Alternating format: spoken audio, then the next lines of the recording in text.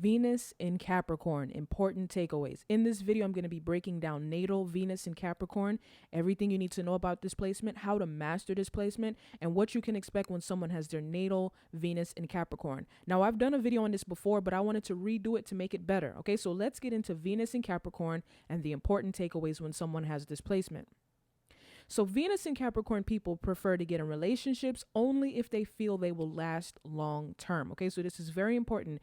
Venus and Capricorn people, they will not waste their time with a relationship only if they feel it will last long term. Like if they feel like, okay, this is a long term thing and this can actually go somewhere, then they'll go ahead and get in a relationship. Venus has to do with relationships, and it tells us our approach to relationships as far as the sign that it's in. For these people, love tends to be associated with hardships, struggles, and delays as their Venus is ruled by Saturn, okay? So this doesn't mean that this is a horrible thing. It doesn't mean that you're doomed. It just means that love tends to be associated with struggles, and you have to overcome struggles. You have to overcome delays, as when you have this, your Venus is ruled by Saturn. Saturn has to do with hardships, struggles, and delays. And again, like I said, this doesn't mean that this is a bad Saturn at all. It's just there's things that has to be overcome and lessons that have to be learned.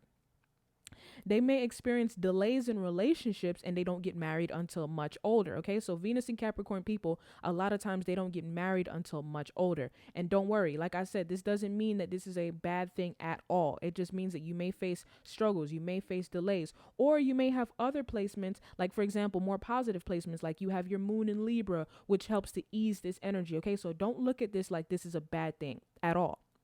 When you have this is similar to having Venus in the 10th house, because Capricorn rules the 10th house. So if you have this placement, you want to make sure you study natal Venus in the 10th house descriptions as well, because you will find that that information resonates with you and it sounds like you, because Capricorn rules the 10th house.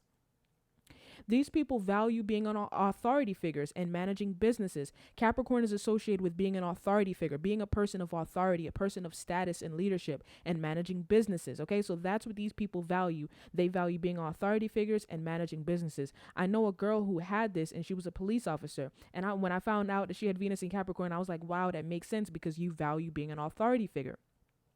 Capricorn Venuses value having long-term goals, being successful, disciplined, and ambitious. This is what Capricorn is all about, having long-term goals, being successful, disciplined, and ambitious. And Venus tells us what we value. So when you have Capricorn Venus, you value having long-term goals, setting long-term goals and achieving them, being successful, disciplined, and ambitious. They prefer to get in relationships with people that are older, successful, and or have status. Okay, so Venus and Capricorn people, you notice they tend to get in relationships with people that are older, people that are successful, and people that have status that they can benefit from. That tends to be a common theme with Venus and Capricorn people, because Capricorn is associated with being older, successful, and having status.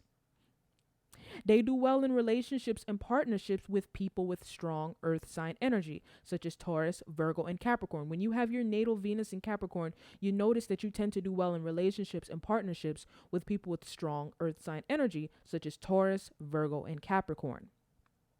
Celebrity example, Michael Jordan and Steve Jobs. Now with these two men, it's very obvious to see that they represented Capricorn energy to the fullest. They were very hardworking, very disciplined, very ambitious, and very successful men. I mean, say no more. And then with Michael Jordan, what's interesting is that he's had struggles with his relationships, and more specifically his marriage. Everybody knows that he went through a very nasty divorce, and his wife pretty much took half of his income, half of his net worth. And that kind of was a thing in the celebrity world. Like, man, everybody was like, dang, I can't believe his wife got all that money. So you see that there tends to be some kind of a struggle there.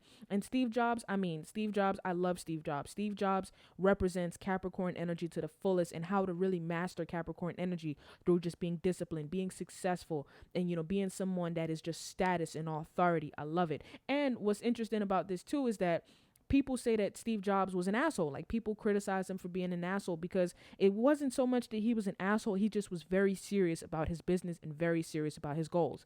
That's how Venus and Capricorn people are. And the same with Michael Jordan. Michael Jordan was accused of being an asshole because he was very serious about his goals.